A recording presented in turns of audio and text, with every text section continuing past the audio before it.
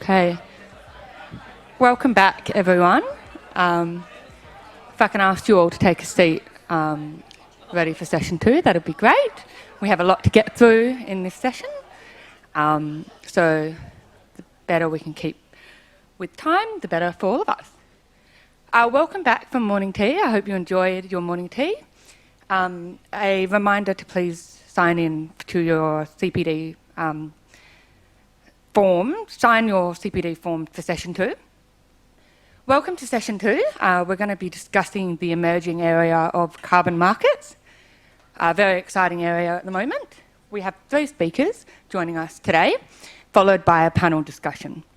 So the question time for each speaker will be shortened slightly, but we will have hopefully time during the panel discussion to answer any burning questions that are remaining after those question times.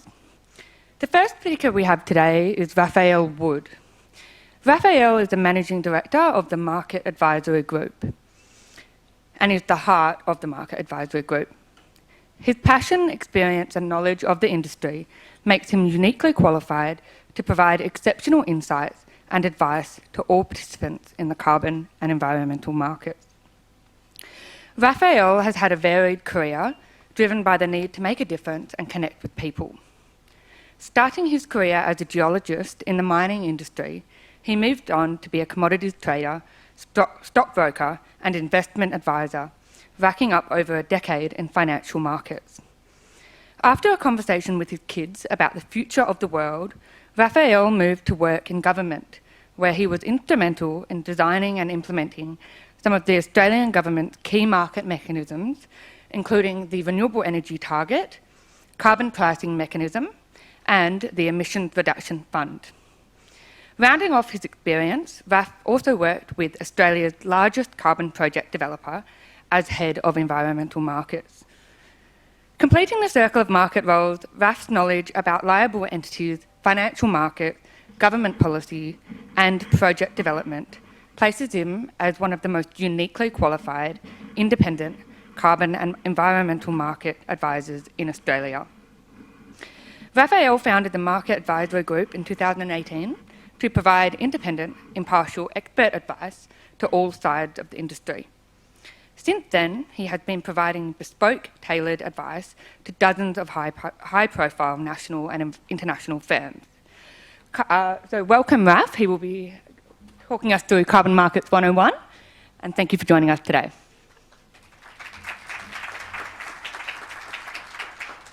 Thank you for that wonderful intro. It's a pleasure to be here today. Look, trying to explain the carbon markets in 20 minutes. I'll do my best to give you that, and I'll jump through a lot of the stuff that you don't need to see that's in my presentation. The background there was a good one. I don't need to really repeat much of it, other than to say our business is a bottom-up analyst and advisor. And what I mean by that is we work on we analyse supply and demand from the participants' behaviour from the ground up with our clients. How are they going to interact with carbon markets, whether they're on the sell side or the buy side or in government policy or not-for-profit NGOs? How do the people participate? So all of our analytics that I'm going to show you in a minute about supply and demand and forward prices, they're really driven from a bottom-up approach. And that's focused on existing policies that the government has in place.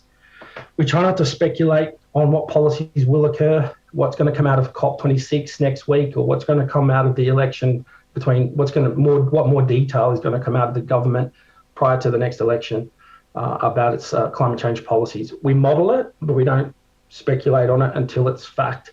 On that, I'll share some of our key insights here. In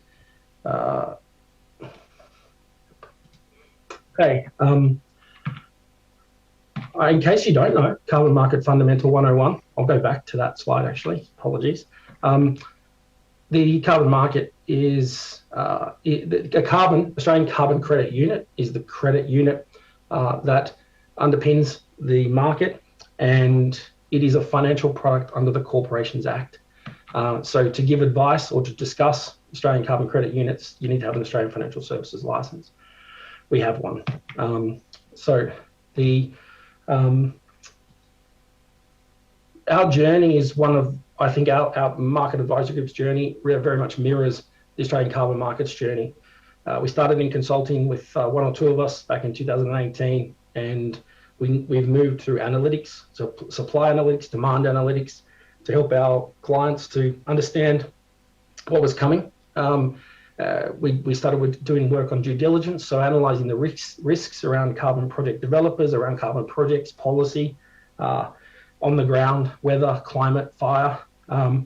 We've been involved in nearly every due diligence that's taken place in Australia in some way. I mean that in a merger and acquisition way.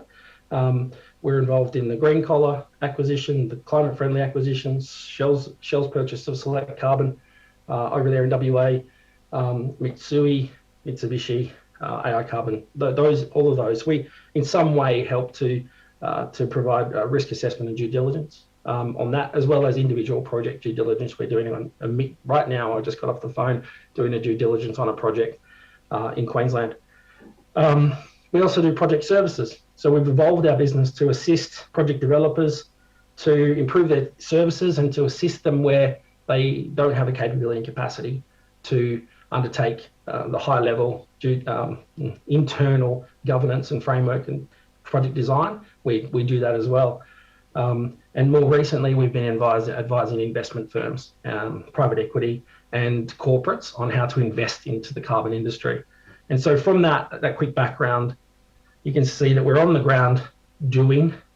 So our advice, our analytics is very much coming from in the market, even on a day-to-day active basis, as opposed to high-level top-down, more general view. So I hope you find that gives you some clarity on what we're trying to show you here. As I said, the Australian Carbon Credit Unit is the base unit in Australia. I should start by saying the fundamentals of the Australian carbon market there are two markets. There's the Australian compliance market, which is this slide, and there's the international carbon market, the voluntary carbon market, which you'll often be referred to as international market, voluntary market, or cheap and plentiful international credits. They're often referred that way. They're neither cheap nor plentiful anymore, but that's the two difference. One is liable entities under liable entities. Yeah, those entities in Australia who are emitters and either do or will have a compliance requirement under our safeguard mechanism, or potentially a future mechanism that may come into place. They know they're going to have these high emitters understand something will happen, so they start to hedge by getting carbon credits. That's the Australian domestic market, which is what I'll talk about mostly today. And then there's the international market, as I said, voluntary, and Telstra, for example, or Qantas, Virgin, who offset their emissions or their customers' emissions on a voluntary basis. That's the international market, and we'll cover that and the interaction between the two.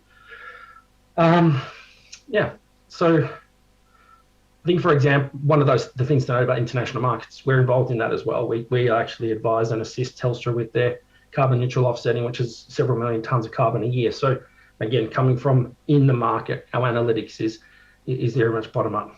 Going back to the scheme, methodologies describe how ACCUs are created. Energy efficiency methodology, which says install that bit of kit and it's going to reduce your emissions by the energy rating. You do that, you audit it, and you do these things and you will get carbon credits. Plant a tree and use the methodology, use the government's model, or measure yourself, and over the next 25 years, the methodology will show you what kind of carbon credit supply you're going to get from that project. These are what I mean by methodology. I think Elisa might talk a bit more about that. If not, ask questions later. There's a range of methodologies coming. You will have heard about soil carbon methodology. You will have heard about the carbon capture and storage methodology. I think these are things that are in the media all the time, particularly in the last few days. So that's what they mean by methodology. ACCUs are issued into a registry account. So when you're investing in shares, for example, shares are held in a registry account, whether computer share or some other registry account.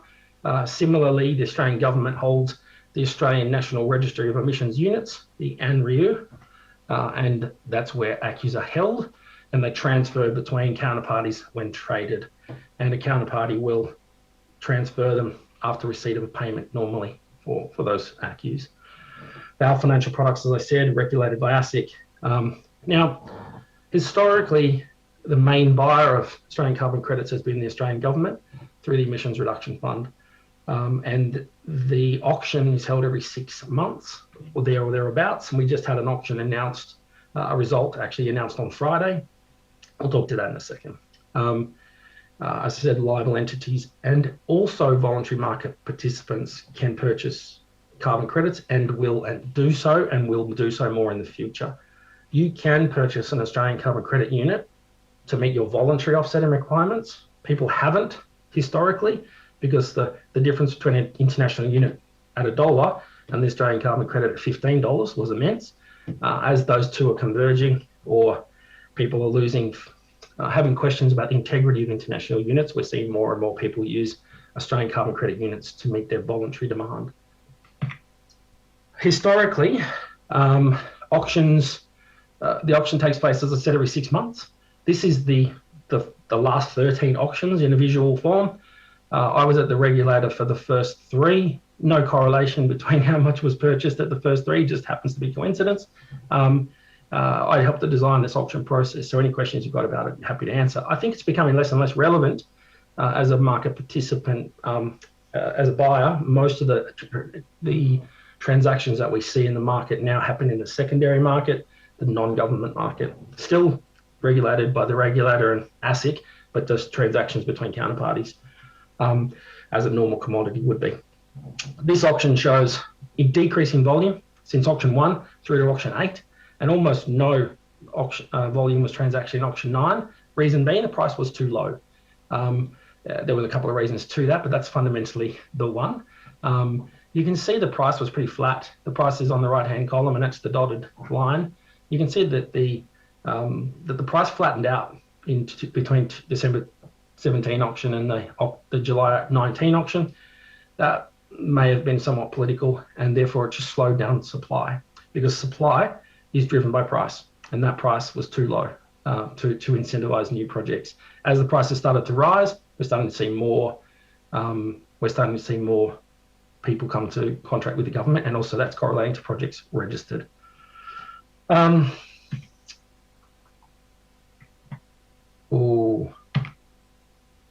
Okay. Bear with me 1 second. I might have to. No, that's it. That's okay. I don't actually seem to have on my slide a visual of the spot price. I will tell you that the spot price for carbon, going back to this graph, the long run marginal cost, which is what is represented by this graph, is the, let me just go back and clarify that. This is a 10-year contract with the government. This is for the forward purchase of carbon credits for the next 10 years. So it's what we call an offtake. And that, because of the certainty that this auction provides, generally trades at a low price. It gives certainty to the seller that they're going to have the government as a counterparty. If you don't need that certainty and you're happy to take on a merchant risk, market risk, you can sell into the secondary market.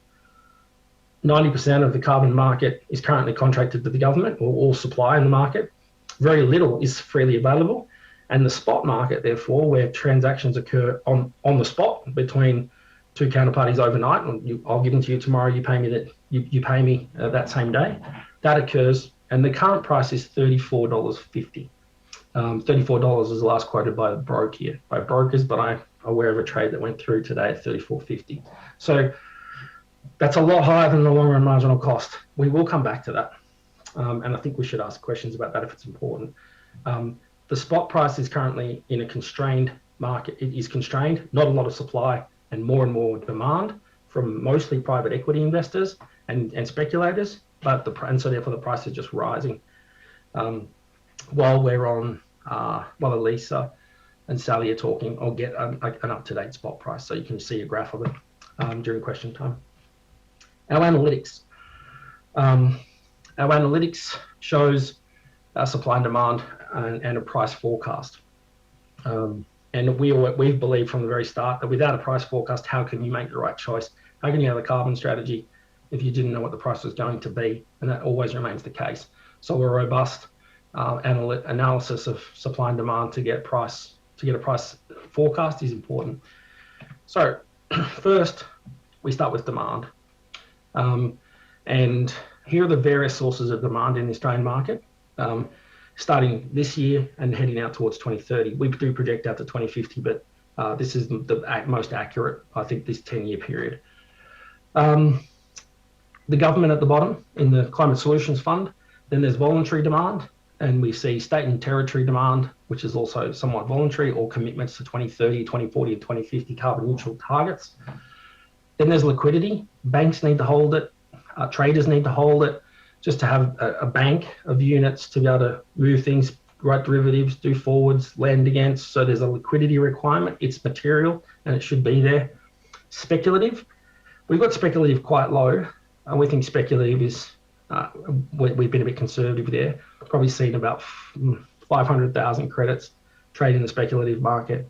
And we've only sort of forecast a couple 100,000. We don't know that for sure though. So we're just, but speculative is one. That's just people buying, put them in their super funds or put them in investment accounts or funds for the future growth of the commodity.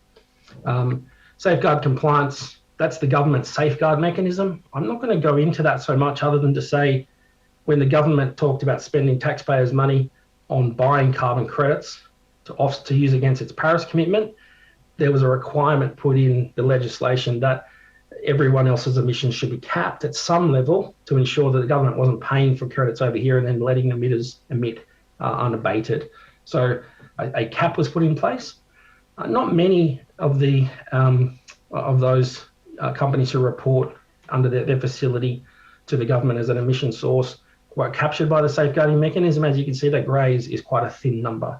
But that is one of the mechanisms, however, that the government might choose to change in the coming weeks and months and years to help to meet its forecast. And that what they will do is they'll lower those, they call the baseline, but in fact they're a cap, if you will. So they'll lower the caps so that people, that entities will have to reduce over time. It's not as easy as that looks. People will say, just reduce the cap or just reduce the baseline. For those who have participated in baseline setting before in other mechanisms, it's a very complicated. That's a complicated thing to do. I won't go into it anymore unless we'll talk about it in question time if you have questions. The other one is compliance hedging. Now, the most demand there is from future LNG projects, particularly in your state in WA. We're talking about the Northwest Shelf expansions, the Browse, maybe Northern Territory, Ichthys, the reservoirs, other onshore gas, but mostly methane molecule extraction or petroleum. So now why have we factored that in? Because new projects don't have a baseline. Baselines are set on historic emissions. If you're a greenfields or a new project, you don't have a historic emission. So therefore, you have to use the industry average. No one really knows how that's going to work in a few years' time. It's likely to change. So those companies who have an emissions profile into the future but don't have a past baseline have to hedge that they might actually have a liability moving forward. And so we factor that in as a compliance hedging against the future liability. There's also additional demand to meet the 28% Paris target. We go through the government's forecast emissions out to 2030 with the fine-tooth comb. We actually don't believe in the government's forecast of emissions to 2030. We think they're predicting we'll meet it in a canter, but we don't think that's true. So we actually factor in a need to have some other form using offsets to meet the emissions targets in 2030. And you will have heard the government's now suggesting that instead of 26 and 28%, we're talking about 35%, that we might meet that. Again, 10 years away and not a lot of detail into how they're going to do that. We would still factor. Once we get more detail, I think that green's going to start to grow. And there's a market short. I don't need to talk about that. It's too complicated, but the market is a little bit short. So there's the hatched. That's demand. You can see, importantly, it's rising from under 5 million tonnes a year to nearly 40 million tonnes a year over the next decade. It's a material increase in demand. Then we look at supply. And supply, this is a supply from all the different methods that currently produce carbon credits. On here, we don't have carbon capture and storage because it's generally off the chart up to the right as more expensive. So this is things like avoided deforestation, human-induced regeneration, where you're regenerating forest that wants to regrow, that's been pressured or cleared before and it's regrowing. And that's in the rangelands in WA. That area is a very rich source of credits from human-induced regeneration. In fact, it was about 60% of the last auction was from human-induced regeneration projects in Western Australia.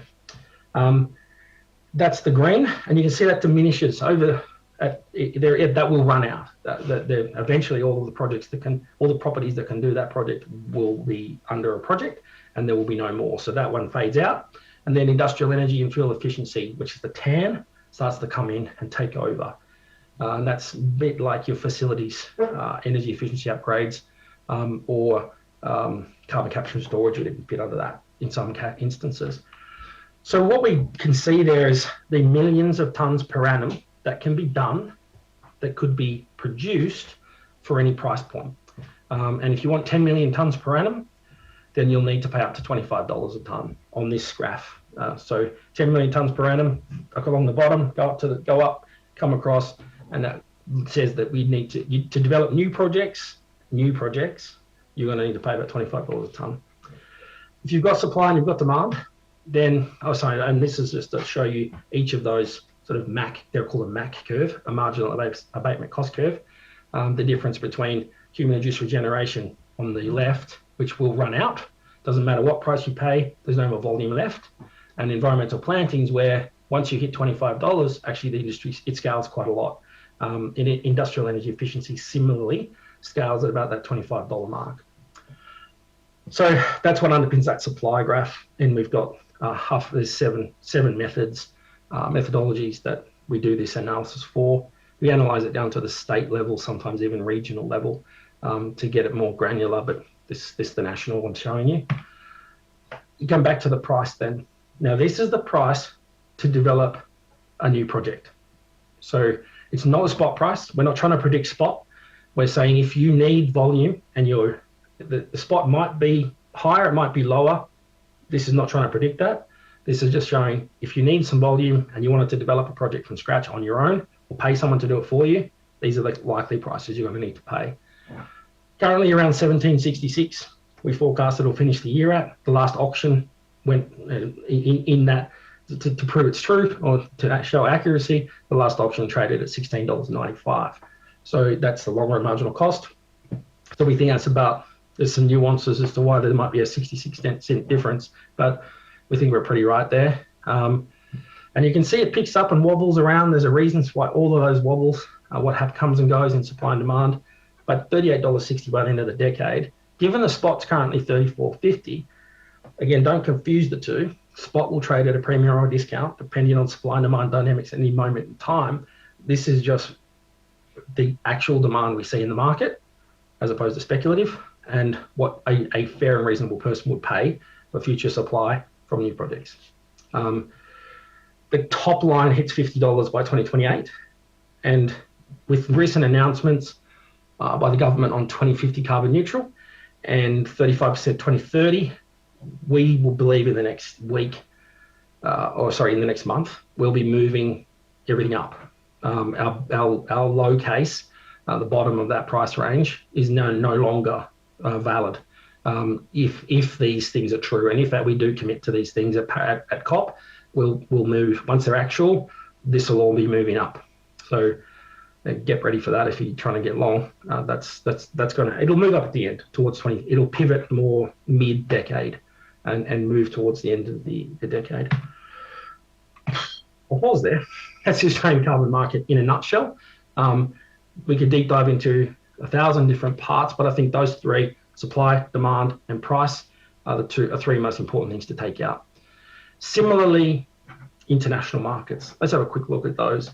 The international voluntary market, as I've discussed, there are various schemes. You may have heard of things like Vera and Gold Standard. I went too far, go back there. Vera and Gold Standard, the Clean Development Mechanism, they produce methodologies which people undertake projects around the world. and produce carbon credits. I'm not going to go into the different names of those, but they're international carbon credits. They're the main three. There are others. There will be more that come that try to make new schemes with new methodologies. Be aware of that, because they don't necessarily have the same integrity that these schemes have picked up and developed in the last decade. Some new methodologies and some new schemes will provide an improvement, but there will be equally a number of others that try to get around integrity hurdles, and by doing that, lower integrity. I don't know, for those of you who might know what's going on, that makes sense, some sense. Just be careful with international carbon credits. Just be aware. Things are changing rapidly, and COP26 will change this a lot. In our eligibility, I talked about integrity at different levels of integrity. The Australian government has set a level of integrity, and it's under its climate active scheme, which is the old carbon neutral scheme. So if you want to be stamped carbon neutral in Australia, you have to buy and surrender carbon credits that meet Australia's eligibility requirements. The other one, which is important in the world to understand, is CORSIA. That's the carbon offset scheme for the aviation industry. And that one has a higher standard, a higher level of restrictions, and so that generally trades at a higher premium. We'll show you that in a second. Just note here, there's a range in this market in particular. There's a range in prices based on the integrity and quality of the unit, but also its co-benefits. So a project that is produced from, an offset that is produced from a carbon project, a renewable energy project in India or China, may be seen as low integrity and may trade around $1 or $2. A project that is changing wood stoves, upgrading wood stoves and energy efficiency in Africa, and is improving the livelihood of people and lowering death rates from burning coal and instead of burning coal and open fireplaces, you're actually improving people's health. They trade at a premium because they have the benefit of a social benefit, and there's a range of different benefits from Indigenous engagement and environmental, biodiversity, conservation, human and community co-benefits that make something more expensive because it has a better product. It's a better premium. That is only paid by the buyer. The buyer will want something that has a higher premium and therefore pays a higher price. There is still a base case commodity that if you just want an offset, you can get an offset, and generally you get the cheaper one. There are those eligibility requirements. The integrity requirements are all changing. The main trends that you'll notice in the world coming up, if you're interested in international offsets, a move away from avoidance units. Avoidance units are avoiding emissions, so they'll be renewable energy. Renewable energy avoids the emission from a coal-fired power station by creating a renewable energy project. They're becoming less and less viable, and Gold Standard and Vera no longer register projects under those methods. And renewable energy projects don't get registered anymore. And it's likely that Clean Development Mechanism will change that as well, and renewable energy projects will no longer be allowed.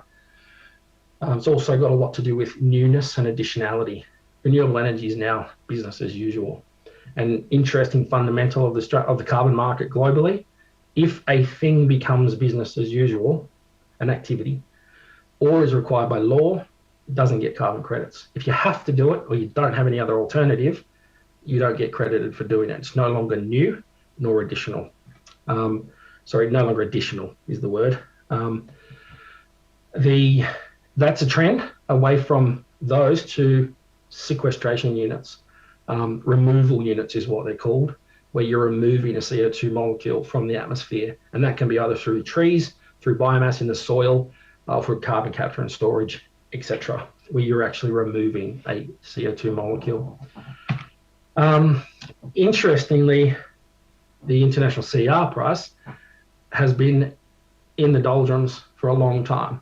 When it was trading on proper supply and demand dynamics, these units were trading at $10 or $20, and they've been trading under $1 for a very long time. However, recently, we've seen the move up, and this is in Aussie dollars.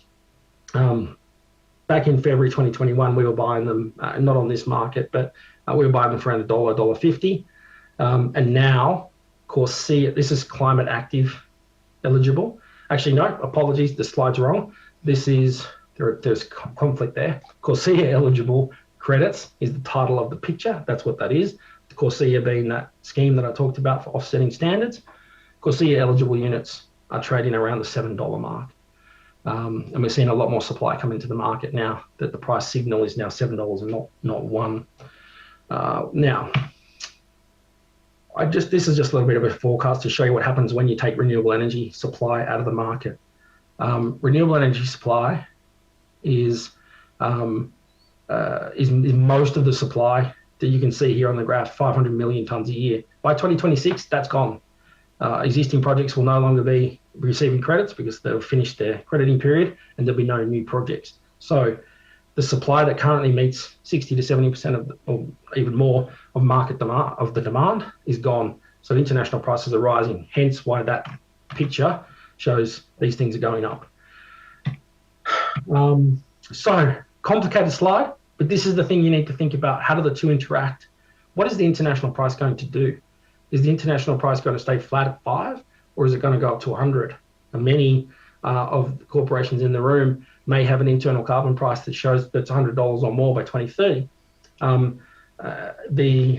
Our forecast is that the international carbon price is going to be somewhere north of $20. That's that yellow line by 2030, and you can see what happens there is what does it do to the Australian price. If the Australian price is $38.60 and the international price is $20, Australia has a much more high level of integrity, much better sovereign risk, much better maintainability of these units. You can see that over time it's going to push that Australian carbon credit price up and eventually underpin it. So the Australian carbon credit price won't go down below the international carbon price. They have to assume which one's right. And these are all models and they're forecasts. So they could be higher or lower, but it gives you an idea that international prices are no longer cheap and plentiful. They are going up, and that will start to impact the Australian price, whether it and increase demand on that new project supply. So that's it for the introduction to the carbon markets. It's all about supply and demand, and there'll be different prices depending on whether you want spot, long-term offtake, or developing a new project. Thank you, Raph. That was a really comprehensive and insightful presentation. For the purposes of keeping to time, I might just push questions back to the panel, if that's okay with you. And then just hold on to those questions and we'll have an opportunity to have them answered by the panel at the end of this session. Thanks, Raph. Our next speaker is Elisa de Wit, who is a partner from Norton Rose Fulbright Australia. She is a partner in the Melbourne office of the International Legal Practice and heads the firm's climate change and sustainability practice. She has over 30 years of legal experience and has practiced in 3 Australian jurisdictions as well as the UK. Elisa is considered one of Australia's preeminent climate change lawyers and advises clients on policy, regulation and compliance issues. She is also the chair of the Carbon Market Institute and a director of Beyond Zero Emissions and the Grampians Wimmera Mallee Water Corporation. I'm sure that was not how it was supposed to be pronounced, but gave it a go. Welcome, Elisa, and thank you for joining us today. My pleasure, and thanks for the invitation. I'm assuming my slides have come up okay. So I've been asked by the organisers of today's event to really speak to you on 2 main topics.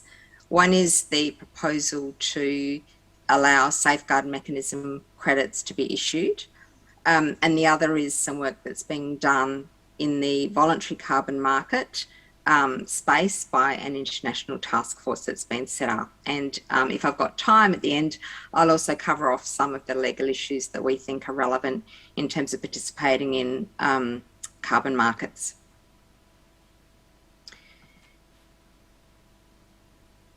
Sorry, I'm just trying to... Oops. So firstly, to talk to you about the safeguard crediting mechanism. And just to recap, and Raph touched on this to some extent in his presentation, but the safeguard mechanism is was designed to ensure that, as Raph said, that the government's purchases of ACCUs or credits weren't undermined by emissions going up in other parts of the economy. So the safeguard mechanism applies to the highest emitters in Australia. It covers about a half of Australia's emissions profile at the moment. The main big ticket area that's not covered is agriculture. So it covers mining, electricity, oil and gas, manufacturing, transport, and the waste sector. So it's about 150 businesses that are currently covered by this scheme. So in essence, it requires those large emitters, so those who emit over 100,000 tonnes of CO2 equivalent a year, to keep their emissions within a baseline, or as Raph described it, a cap. And traditionally, and kind of in terms of the genesis of the scheme, the way that those baselines have been designed are looking at historical baseline levels. So the aspect of the scheme that doesn't quite work at the moment is that it doesn't operate in a way to facilitate emissions reductions, because it essentially allows those entities that are covered by the scheme to continue their business as usual operations. The idea is that if a business will exceed its baseline, whatever that is, that they are able to offset that emissions exceedance through the purchase and surrender of ACCUs, which you've heard Raph explain today. So the idea of a crediting mechanism came through in a review that was done by Grant King and a number of other people, done on behalf of the government, to look at how can we incentivise additional abatement across industry. And very much in terms of this concept, it was along the lines that the emissions reduction fund wasn't getting the abatement that was needed, or the emissions reductions that was needed across the industrial sector in terms of energy efficiency and looking at it at a facility level. So the King Review came up with this concept of allowing credits to be issued to safeguard mechanism facilities in circumstances where they were able to reduce their emissions below that baseline. The scheme itself, we anticipate, will be implemented through amendments to the National Greenhouse and Energy Reporting Act, which is where the safeguard mechanism itself sits at the moment, as well as the relevant rule that underpins some of the scheme design. So the idea is that, as I say, at a facility level, there will be the ability to take what's called a transformation abatement project. And that is looking at not just reducing emissions per se, but putting in place changes to the facility which reduce the emissions intensity of that facility. And that's quite an important distinction, because the King Review and the government don't want to grant credits or give out credits for people to reduce emissions, for example, because they've dropped their production levels, or for some other reason, because that would not be considered to be genuine abatement. The idea is that the emissions intensity of the facility's operations would be reduced itself to get that genuine abatement coming out. So we're anticipating that there would be projects that are kind of registered as they currently are under the Emissions Reduction Fund, and then those projects would receive these safeguard credits. In terms of what the safeguard credits can be used for, obviously they could be used for compliance purposes by the safeguard mechanism facilities. If they didn't want to go and buy the ACCUs, they could potentially use these credits that they're generating, or they could be sold to the government, and the government's committed just under $280 million over a 10-year period to purchase credits coming out of this new scheme, or they could be sold into the voluntary market. So the intention is to set up the scheme on a pilot project basis. So starting on the 1st of July next year, to kind of run with the way that NGAs and safeguard mechanism compliance periods work at the moment, and to see essentially what the take-up is like, and whether the scheme should continue. As I said, we're anticipating that the structure of the scheme will be enshrined in existing legislation. There's a very high level framework that's set out in the discussion paper that was issued a couple of months ago, and the consultation period has just finished. So we envisage that the government will, once it's digested those consultation responses, start working on the legislative structure for the scheme. So there are a number of issues that the discussion paper has identified, and that also have been the subject of kind of the consultation exercise.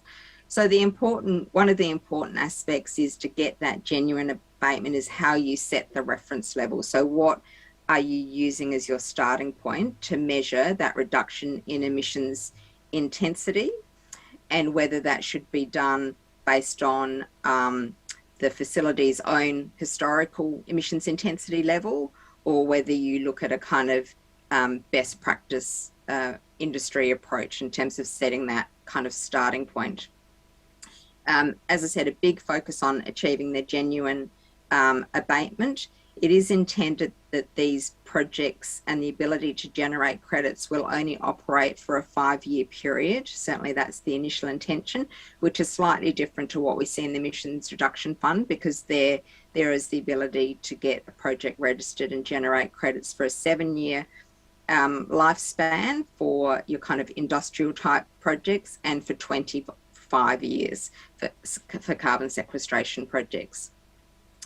Now, there is some concern, obviously, that has been expressed, particularly by existing suppliers of ACCUs in the market, as to how these safeguard mechanism credits are going to impact on that existing market.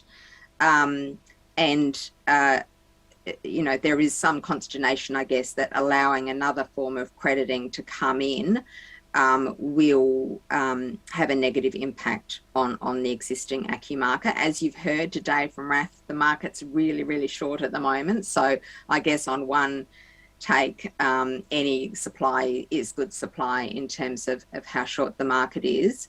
But it is worth noting that you won't be able to generate both types of credits for the same activity. So there is intended to kind of be ring fencing around these types of credits, and then the ACCUs and what ACCUs can be generated by the different ERF methodologies that exist.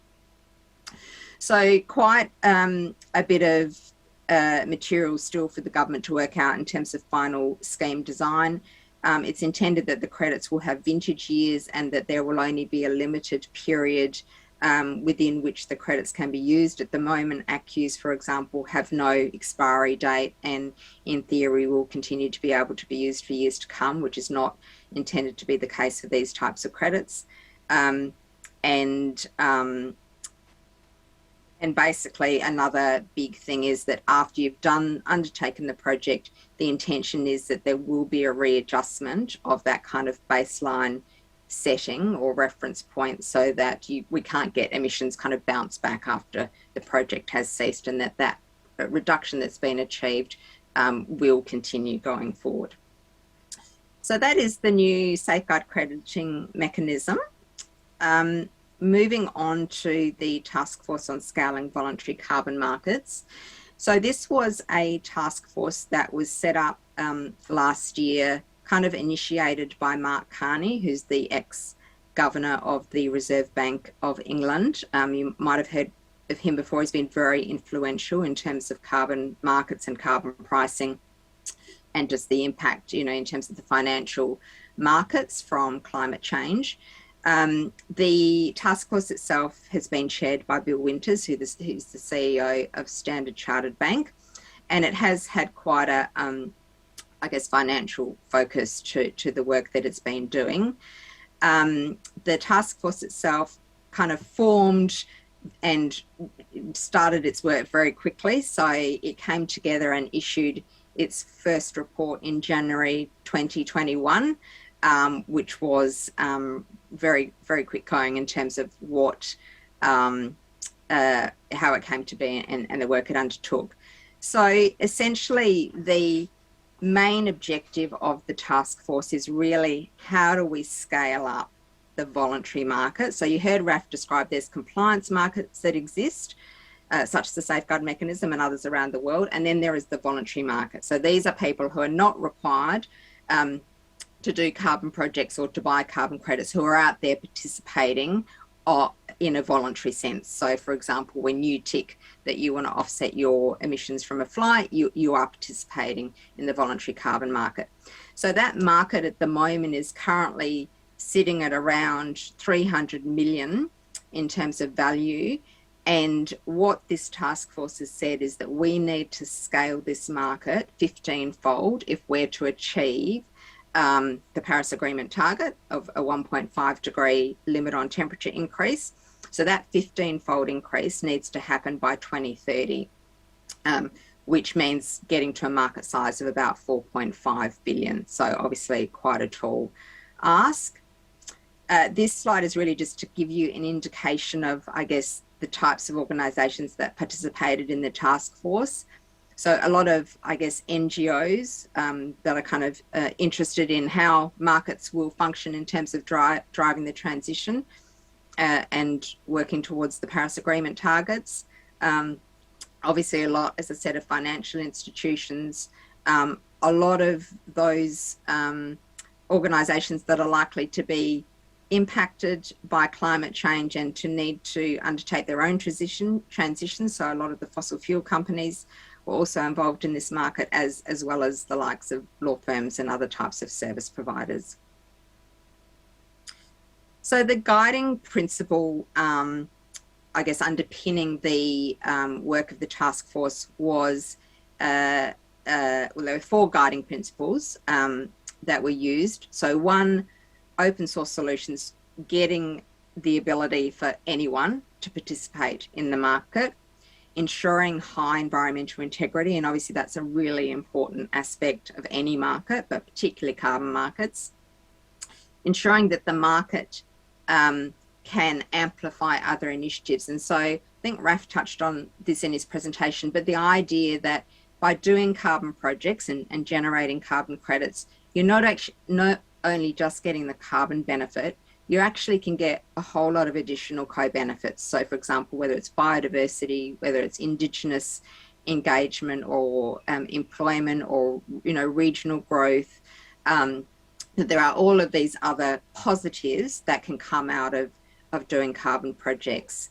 And then the last one being that at its heart, it's not intended that markets and the use of offsetting should mean that there shouldn't still be a primary drive for reduction. So the kind of the 3 key components of strategy that the task force has put out is to reduce. So that should be the primary starting point, is to reduce emissions, to report against that those reductions, and then to compensate. So the use of offsets is not intended to let people off the hook from reducing in the first instance. It is a complementary measure for that transition. And this is a really important point that's getting a lot of, I guess, airplay at the moment, is how offsets are being used, whether they have a legitimate purpose in the transition. We're expecting, I think, today to be released the Science-Based Targets Initiative kind of blueprint on how they think offsets should be used in terms of net zero strategies, and particularly aligned with the science of 1.5 degrees. So as I said, initial report came out in January this year, a lot of work done in a very short space of time. There were 6 kind of key aspects that came out of that initial work. So this idea of creating core carbon principles. So essentially that is the concept that they're going to set, if you like, the benchmark of what's considered a high integrity credit. So is it a removal credit or is it an avoidance credit? Other aspects like vintage year, what kind of project has produced the credit, and the concept of do no harm in terms of ensuring that these project activities are a good thing overall. So setting those principles at a high level, coming up with standardized contracts, and this is all designed to make it easier for people to transact, to ensure that you get greater liquidity into the market if you can make it easier to do these transactions. Improved infrastructure, how you look at setting up some registries and ensuring that the data management is easy in terms of moving the credits around the system. As I said, getting that consensus on being able to use offsets, and that is a legitimate thing to do.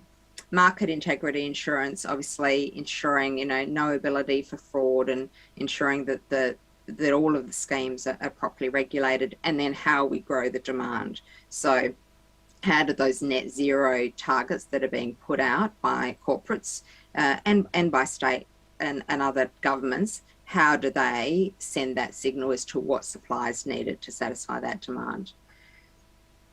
And then the task force has now moved on to kind of phase 2 of its work. So one of the recommendations that came out of the first phase was to set up a governance body.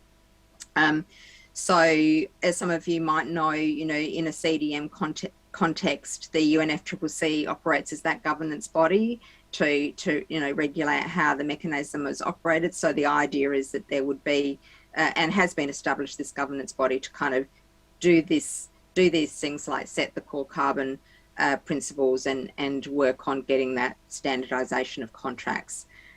So that governance body has just been set up. There have been 3 members that have been appointed kind of to represent, I guess, the private sector. So we've got someone from Standard Chartered, we've got someone from BP who used to work for the International Emissions Trading Association, and then we've got the CEO from the Vera scheme, which Raph mentioned is one of the top voluntary schemes operating globally. So something to watch, obviously, in terms of the work that's coming out of that task force, particularly from the lawyers in the room in terms of those standardised contracts. So just in the couple of minutes that I've got left, this is really, I guess, more to just stimulate the discussion we can have in the panel session.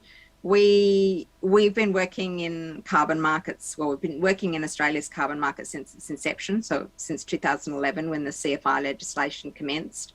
A lot of the work we do is the transactions that underpin the carbon projects or underpin the sale and purchase of carbon credits. So whether it's ACCUs or CERs or other types of credits. And so obviously we've developed over that period of time a good understanding of what some of the key issues are. So understanding the regulatory requirements of the market that you're participating in. So for example, Raph mentioned, in an Australian context, if you're dealing in ACCUs, you need to hold an Australian financial services license. And there will be different requirements according to the different scheme eligibility rules, for example, so usually to participate in one of these schemes, you have to establish that you're a fit and proper person. And then there are other requirements you need to satisfy in terms of participation. Assessing the integrity of the relevant scheme. As Raph said, there are a couple of leading voluntary schemes that operate at the moment in the world, but we are expecting kind of a huge emergence of other schemes, and there are a number of key principles that need to be assessed, such as additional, are the credits, are the projects additional to business as usual? How is permanence being addressed? How you're getting that environmental integrity and that, do no harm concept. Looking at tenure and pricing implications. So this is more relevant to where you're buying and selling credits. Are you looking at a spot contract, which is immediate buy and sell, or are you looking at that forward offtake agreement? If so, what time frame are you going to look at for your contracts, and how are you going to deal with pricing? Is that going to be fixed or floating or market dependent? All of those components that are more difficult for your forward contracts. Looking at your risk exposure and your mitigation options. So again, in a kind of sale and purchase type arrangement, what happens if there's a non-delivery event? How is that dealt with in the contract? Is there a market damages provision or a make good provision? And what happens, if the project just doesn't deliver as anticipated? What can you do to mitigate that? Lots of issues developing around how you finance projects and or the purchase of credits, like what security do you need?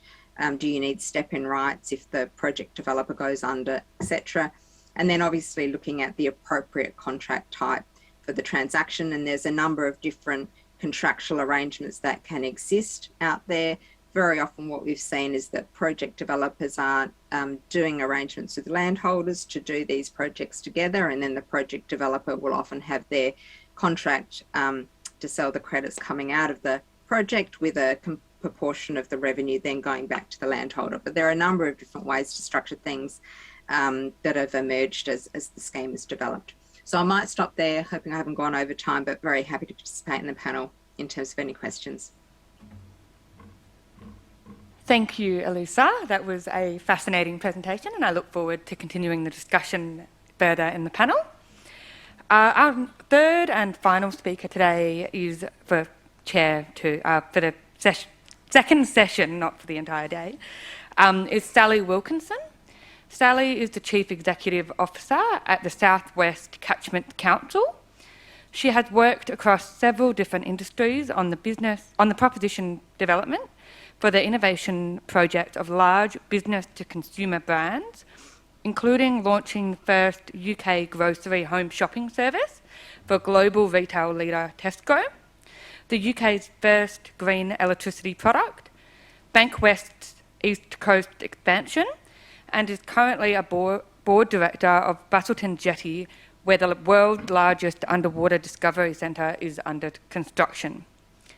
With over 25 years of strategic planning, marketing, research and business development expertise, Sally is delighted to be working for a profit-for-purpose organisation and has a particular passion for developing agricultural practices and technologies that enhance both productivity and environmental sustainability.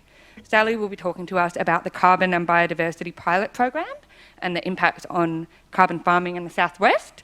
Thank you, Sally.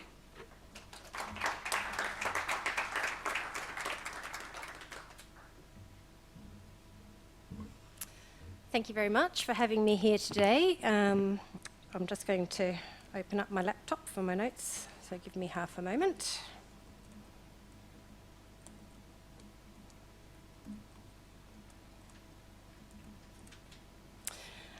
So both Raph and Elisa have spoken about those carbon credits that have got some sort of co-benefit associated with them, and I'm going to talk specifically today about credits that do have biodiversity co-benefits attached to them.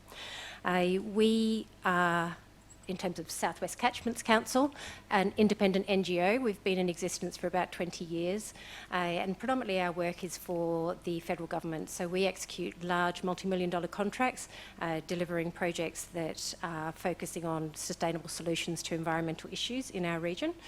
Increasingly, we're providing consultancy services to large corporates, looking at their ESG requirements and how you address those. And at the core of our business, there are really two main tranches. One is the pure natural environment, should we call it, and the other is the sustainable ag space. So how do you take that farmed landscape and ensure that it's both profitable and sustainable into the future? I've got to use the right button. First slide does just speak to our own experience in that space. So we're a very small organisation. At the core of what we do is collaboration. So we're highly connected with federal and state government, as well as many research institutions, universities, etc., and work closely with many other NGOs as well to ensure that we deliver the outcomes we want on ground. So just to give you a little bit of context about where we work, we are southwest, which means by our definition just north of Bunbury round to around Walpole, and we go right out into the areas sort of close to Lake Grey, Skatanning and Narrogin, and that means that we span a variety of landscapes. We've got the coastal zone, we've got the tall timber, and we've also got the wheat belt, and those are very different environments in which to farm, but also just overall very different environments. Importantly, we do have 7 what we call NRM, Natural Resource Management Organisations around Western Australia. We're one of them. Those natural resource management zones are defined by the federal government and came into being about 20 years ago when they set up a mechanism for distributing funds for this purpose. We work very closely with them. And that's right across what we call the Southwest Ag Zone. Now, the Southwest Ag Zone actually extends from north of Geraldton around to just east of Esperance. I've got a chart here that shows you the Southwest Ag Zone. Oh, if I press the right button. And it actually gives me the opportunity as well, by showing you this graph, to talk about the clearing that's taken place. This is showing about 1830, and the next one is current day. So you can see the amount of carbon we've taken out of the landscape. I think, according to Alex's definition earlier about environmental damage, we've definitely done that. But let's look at what we can do moving forward. So when you wait long enough, we all know 2 buses come along at once, and that's what's happened in 2021. So first up, we've got the federal government program, which is Carbon Plus Biodiversity. Now, this sits within their Ag Stewardship Initiative, which is a $66 million pot of funds. 34 million of that is dedicated towards developing biodiversity on farms. And as you can see, a significant proportion is going into this particular pilot, which is looking particularly at how do you get biodiverse ACCUs developed. And the second program is a state program led by Department of Primary Industry and Regional Development, and that's called the Carbon Farming and Land Restoration Program. A smaller pot of money, and I'll just touch towards the end of my presentation on what the key differences are in the way federal and state are approaching these things. So the federal program, Carbon Plus Biodiversity, there are 6 regions around the country that have been chosen to participate, or deliver this, I should say. We're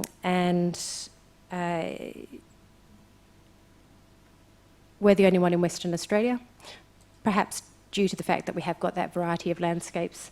This program, crucially, has been developed in partnership between the Department of Ag, Water and the Environment and the Australian National University. And I have to say, working with the guys at ANU, what a smart bunch of guys they are. It's just been an absolute pleasure to work with them. Very savvy bunch. So what are the desired outcomes of this program? Firstly, an alternative income stream for farmers and biodiversity, improving farm resilience. Now, I'll talk quite a bit today about farm resilience being impacted by biodiversity. There is a lot of work that's been done already in this space, but a heap more being done right now to try and understand the cause and effect, the drivers, and both the environmental outcome, but also the profitability that's associated with that. So that's how the desired outcomes are really being packaged to the farmer, who's the target for this project, but also the Australian Government and ANU are really looking to increase the supply of ACCUs. We've heard that they're incredibly constrained relative to demand, and they want to research the impact of bringing biodiversity back into the farmed landscape. So moving on from there, what's SWIC's role in the Carbon Plus Biodiversity Pilot? Well, 3 things. We have been looking at the planting protocol.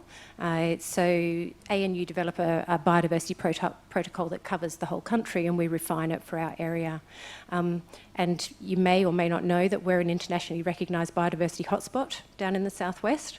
There are only 2 in Australia, the other one's in Queensland. There are only about 35 of them internationally.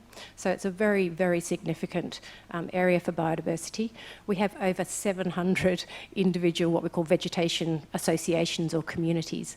So, this is really complex stuff, and I think when we sit around and talk about how a market's shaped and how do you trade them and the finances behind it, it's easy to forget just how complex this stuff is when you get it down onto the ground level. The diagrams that you see, the pictures you see here, are actually from an organisation called Threshold Environmental, who do some fantastic work with biodiverse plantings in the southwest.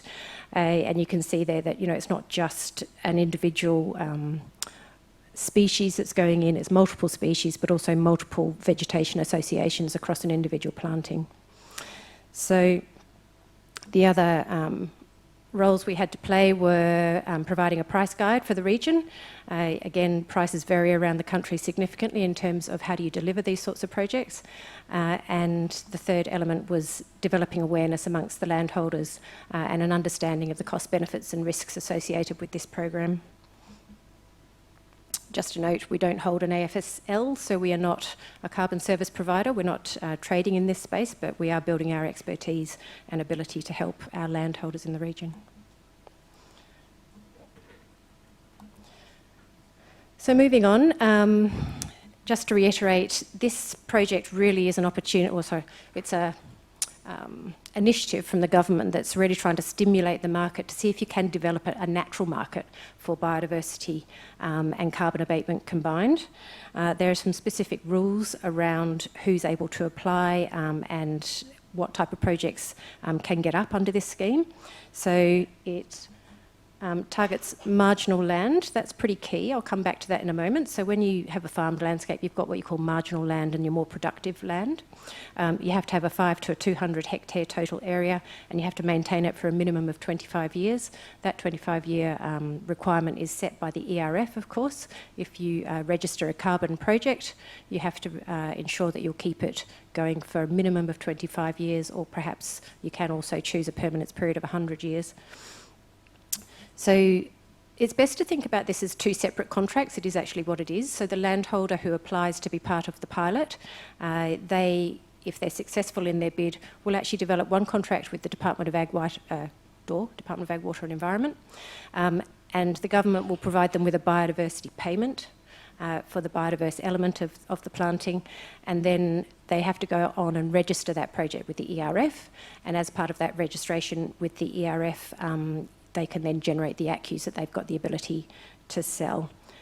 Or, I should also say, with farmers, to retain to offset their own emissions. As we know, farmers are actually quite significant producers of emissions themselves, and we've increasingly seen interest from our farmers who can see the writing on the wall that they're going to be asked to provide products that are net zero, and so they're conscious of that as well.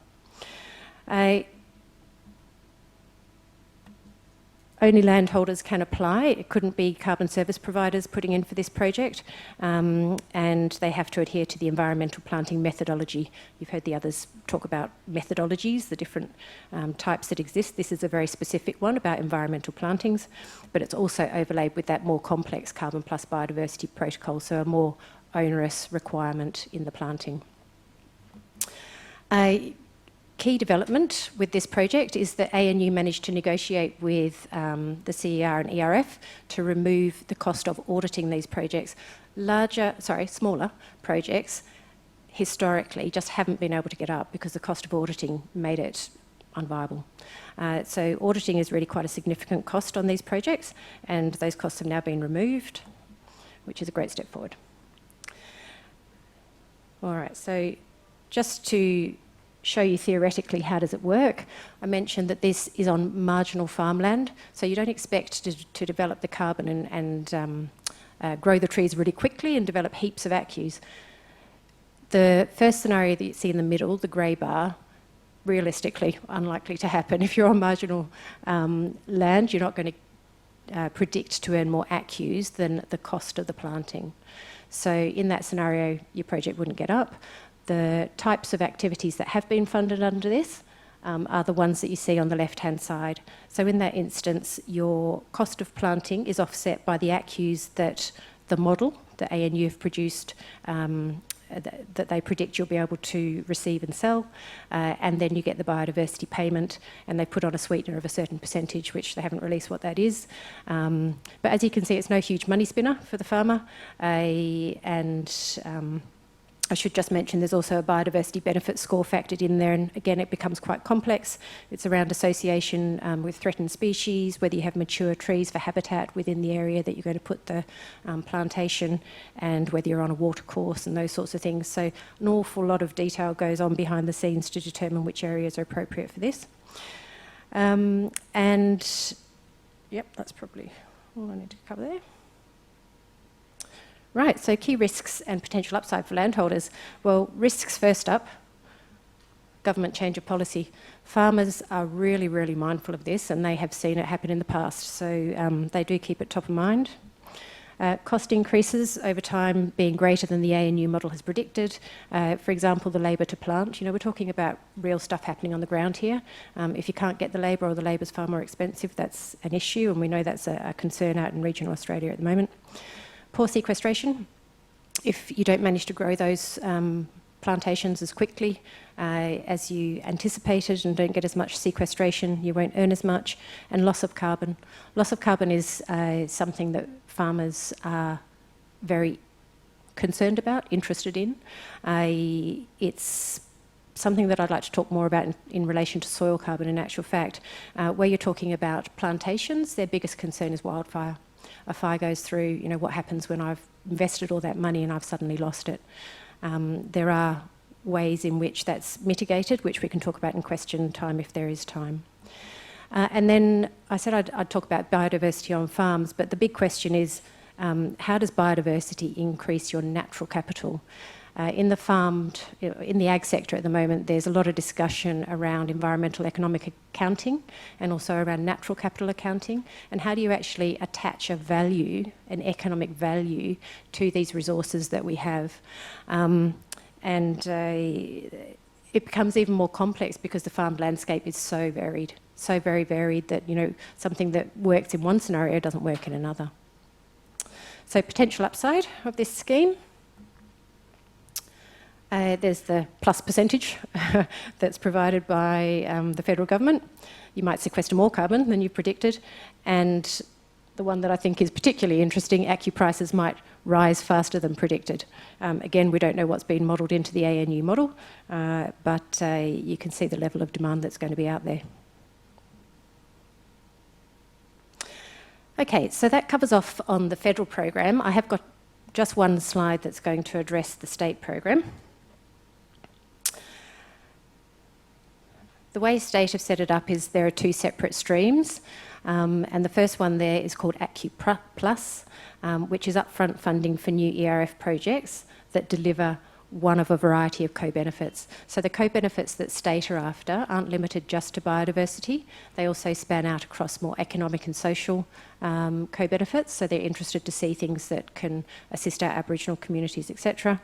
And then future carbon. They've split the funding pretty much evenly across these two. Future carbon is really looking at more innovative, new ways in which we can develop new methodologies perhaps, or enhance methodologies, and make them more specific to the WA landscape. So it'll be really fascinating to see what comes through there. The focus for both streams is on soil carbon. Now, something that not many people may know is that there's only one project in Australia, I think it's in Queensland, that has traded soil carbon credits. And in WA, we've only got one registered program for soil carbon. It came online, I think, a couple of weeks ago, which is Cullen's Winery, in fact, down in Margaret River region. But there's a lot of research yet to be done around soil carbon and how can we retain it in WA soils. Can we build it in WA soils, and can we retain it in WA soils? Which is, you know, quite an interesting point when you look at how much it's been discussed by federal politicians as one of the opportunities we've got to get to our net zero position. And nothing happens particularly quickly in the farmed landscape as well. You know, you're looking at seasons and time and changes over time, trial and error. And so you do have to take that into account when you're looking at targets that are only 9 years away. In this instance, for the state government, expressions of interest have been sought from a much wider group of people, so not just landholders, but also they're looking at universities, not-for-profits, industry, etc., and the carbon service providers getting involved. There's been an enormous amount of interest on both programs, the federal and the state one in WA. I've talked about it, trying to achieve economic and social outcomes as well. With this one, the proponent has to provide 30% cash contribution, and different to the federal program, funds can be used for advisors' fees. A small point, but you know, if you're talking about legal services, if you're talking about environmental services from an organisation like ours, those aren't covered under the federal scheme.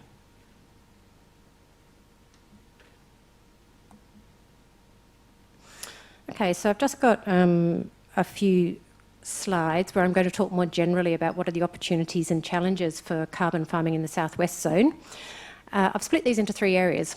And again, you have to think about the reality of how does this come to be physically. And so the 3 areas I'm covering off are land availability, the landholders themselves, and more general concerns.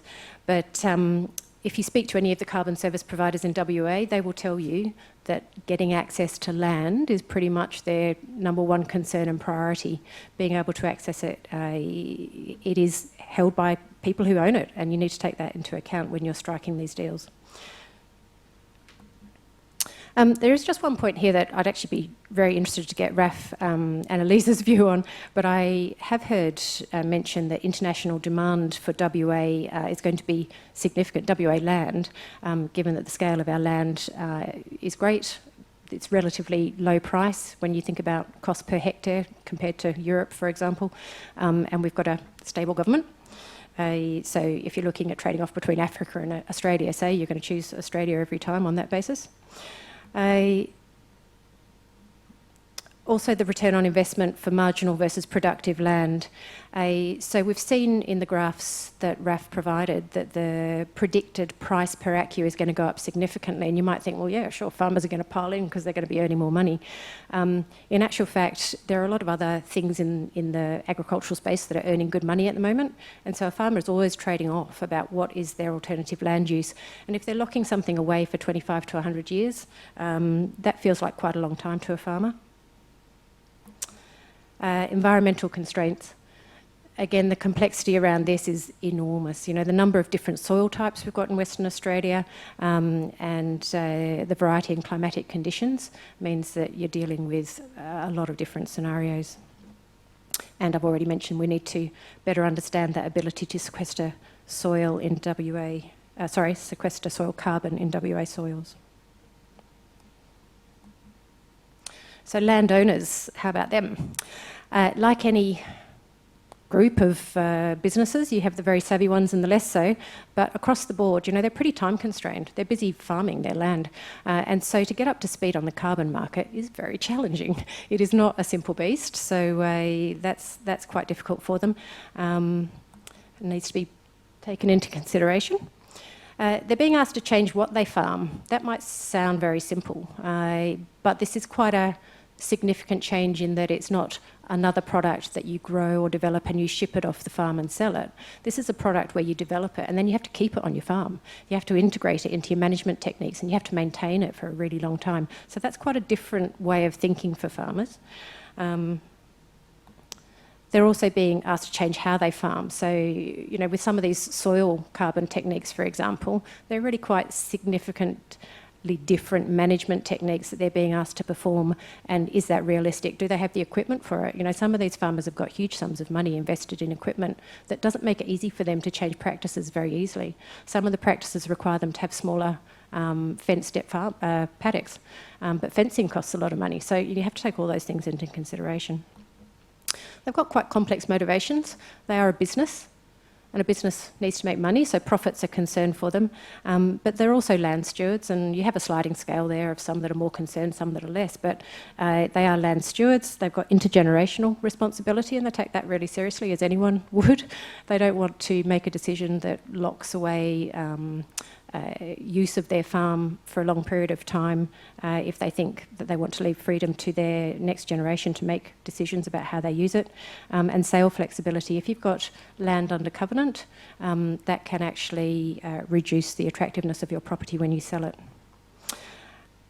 You've got financial considerations. We all know farmers can be reasonably wealthy, but capital is not necessarily easy to come by. And a couple of key ones at the end here, lack of trust. These guys have been burnt by management investment schemes on blue gums and things like that, and there are a lot of new players in terms of carbon service providers out there who are knocking on their door, asking them to sign up to really long-term contracts. There are some very, very, very good ones, but you just have to bear in mind that these guys are quite cautious. Quite a conservative bunch of people, and lack of certainty. So if you've got government where they've seen policy changes in the past, we've now got the Net Zero 2050 pledge that lacks details and legislation underpinning it. So final slide, broader considerations. A new method development, really exciting space, and there's heaps going on in this area. There's been one approved last week, I think, for whole of farm. Historically, you haven't been able to combine on one property projects that are to do with soil carbon and biodiverse plantings and those sorts of things, and that starts to address that issue. There's a new teal carbon method under development, which is pretty interesting, which comes with, when you talk about blue carbon and teal carbon, they come with a whole set of other issues around ownership, because once you're into those waterways, different again. Ensuring reputable programs, there is potential for greenwashing in this market, and I actually think there's a potential to develop a WA brand positioning of best co-benefit premium in the market. And I have spoken actually with Rafe about this in the past a few times. There's definitely a bit of a demand and a belief already that we develop good quality ACCUs in this part of the world. Sorry, I said final slide. I lied. The rise of environmental economics, just briefly on that one. It's been around in terms of the UN working on it since 1993, but 3 years ago our Commonwealth and state and territory governments came to an agreement to work together to develop a consistent approach to environmental economic accounting. I won't go into the detail, but there are some really interesting models being developed as to how to deal with this. And then there's a lot of work that's happening in the natural capital accounting space, again, by very good operators. CSIRO are in there. La Trobe have got about a 30 million project on it at the moment. PricewaterhouseCoopers just launching one, trying to develop an application that can be used by farmers to determine their own natural capital store, whether it's going up and down and what that means in terms of the profitability of their business. And I do think that that type of work is going to change the value equation for carbon. Thank you very much.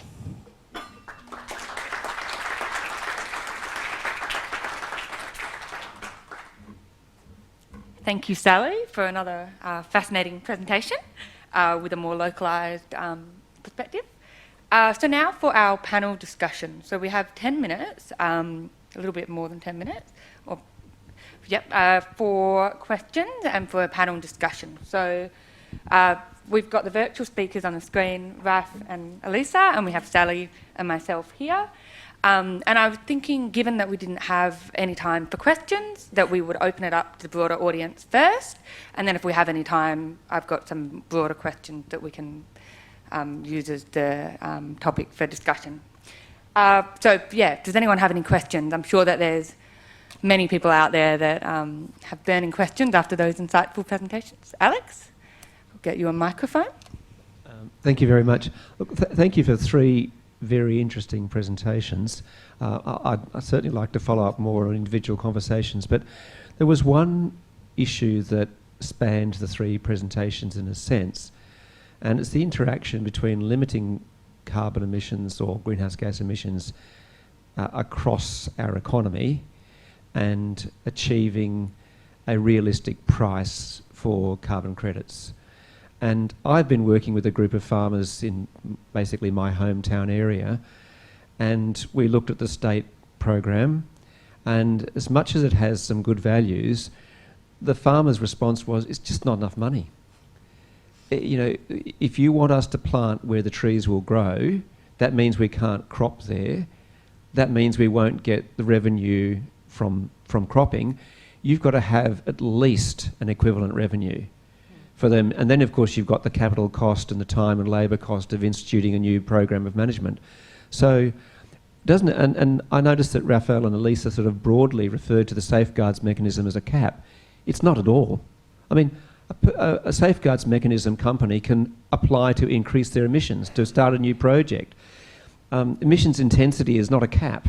You can improve your emissions intensity and double your production and blow the limit. I mean, realistically, here's the question: don't we need a cap? Easy answer that, yes. Yeah, none of us are going to disagree. Yeah, that's the problem with the scheme at the moment. Not only don't we have a cap, we don't have an economy-wide cap, which in a pure policy sense is the best way to deal with this. But we've got this scheme, which, as I said, allows the status quo. And at the end of the day, what we're trying to do is reduce emissions, and we need to rapidly reduce emissions. And we don't have any policy setting which is going to incentivise that at the moment. And I totally agree. So as I said, we model the policies as they are. We try not to take a political agenda on what should occur, but the issue around caps and emissions is going to become, given this COP26 and our carbon neutral net zero 2050 targets, it's going to become real very soon. Going to have to do something about it. And which microphone am I on? Is this one on? Yeah. Okay. Yes, from the farmer's point of view, absolutely hear what you're saying. And we get that feedback a lot. If you take the government contribution out of it, we think that the ACCU price probably needs to be closer to about $35 a tonne to make a biodiverse planting. And you're saying twice. Viable.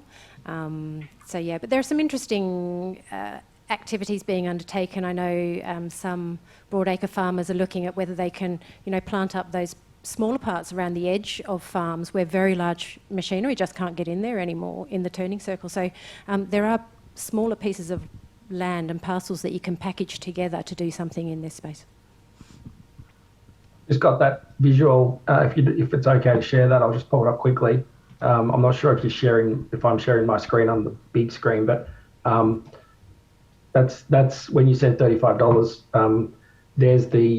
There's the price currently sitting at $34.50 in the spot, and you can see historically the last 3 or 4 months have just been extraordinary. And now I would hand on heart suggest that in all my time as a commodities trader, I have never seen a price signal on a commodity that is more likely to turn out to be right, that this price is going to $50 by the end of the financial year, if not by the end of the calendar year. Now that's spot, not long run marginal cost, but it sends a price signal, and it definitely starts to make things economic. Did we have other questions? Yes. Thanks, everyone.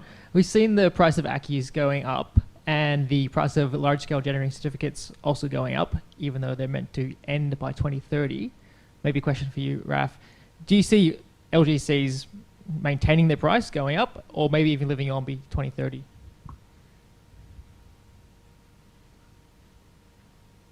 Oh dear. Raph, did you hear that question? I didn't know. Okay. Michael, do you mind coming up here? Okay.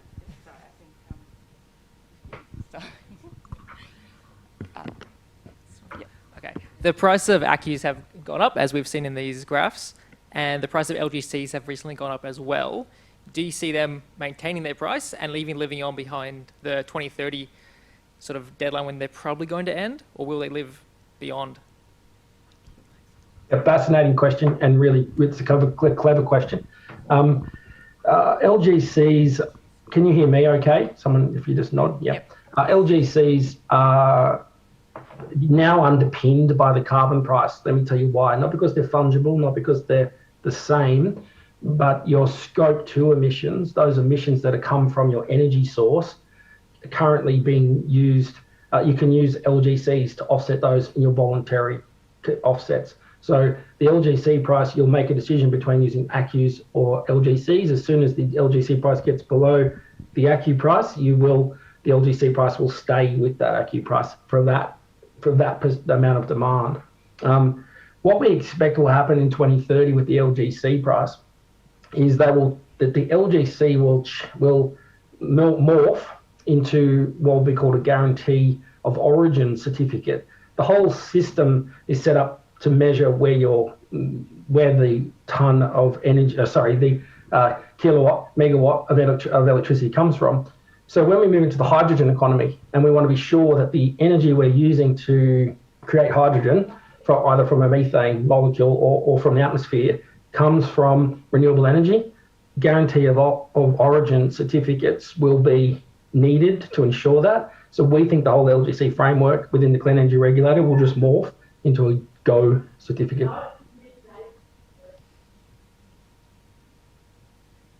Sally or Lisa, did you have anything else? No? Okay. I have a question that, if I can be selfish, I would love to ask myself. So obviously, international carbon markets, it's an exciting thing. We had the Carbon Market Institute 2021 Australian Climate Policy Survey recently, and they released their findings from that survey. And there's been a growing support from the Australian public for Australia to participate in those international carbon markets. So I was just curious if you three could maybe tell us more about whether or not Australia should be participating in those international carbon markets, and if we do, what complexities we need to overcome in that participation.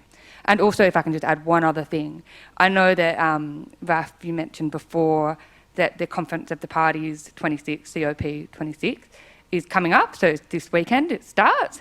I was also curious as to what you think will come out of that in terms of international carbon markets, and also, in particular, Australia's participation in those carbon markets. I'll be quick because I know Elisa's got some valuable things to add on this. So with regard to what's coming out of COP, I think we'll commit to a greater 2030 target under Paris, 35 degrees, 35%. It's what's been talked about.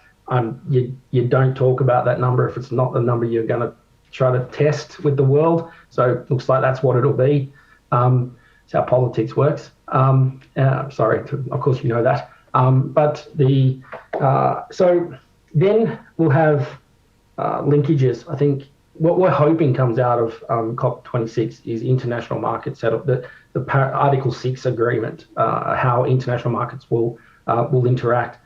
I wouldn't be surprised if we start talking about a pathway towards a Pacific bubble, partnering with New Zealand, this Indo-Pacific bubble that we're already talking about working on with our neighbours, and potentially Japan and Korea.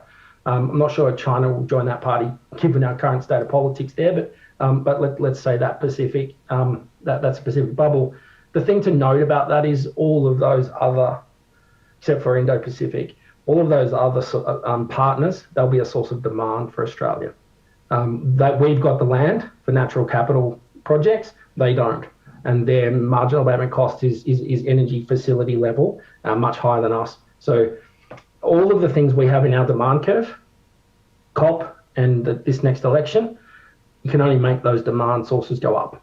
I'll stop and let Elisa add her. Yeah, perhaps just starting with Article 6. I mean, as you might know, there's been a couple of goes at trying to agree the rules on Article 6. It's proved to be the most challenging part of the Paris Agreement rule book so far. So there's a lot riding on this COP to get those rules agreed. There's still a couple of fundamental sticking points, and the main one is the double counting issue or the corresponding adjustments.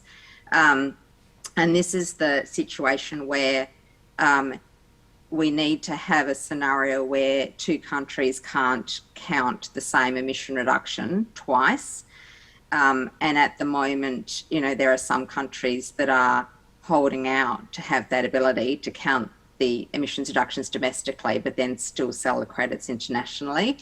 The other big issue that's emerged is how the credits are dealt with, where you've got countries' NDCs which don't cover those sectors, so whether they're inside or outside the NDCs, and how that should be dealt with, as well as, you know, can the countries then claim those credits when they actually don't have an NDC which covers that particular sector as part of their target. So there's still some really kind of big ticket issues that need to be dealt with, but obviously there's a lot of momentum to try and get an agreement this year. And I would say it's absolutely essential for, you know, the international market developing in a way that is not haphazard and has some level of integrity and consistency and oversight over it. And I think, there's a general recognition that that's correct. In terms of Australia participating, I mean, at the moment we can't export our ACCUs, so the government has to take a position on that. And that's essentially what that CMI survey was designed to get a view on. We think, the Carbon Market Institute and the project developers think we've got amazing credits to sell into other parts of the world. We've got a really high integrity scheme. We've got credits that, as we've all discussed, have amazing co-benefits.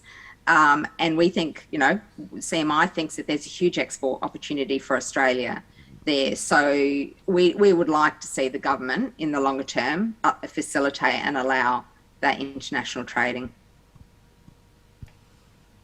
I probably don't have anything to add to those two very comprehensive answers, perhaps only that anything that provides more certainty to landholders, particularly who are going to be key partners in some types of ACCU development, is a good thing.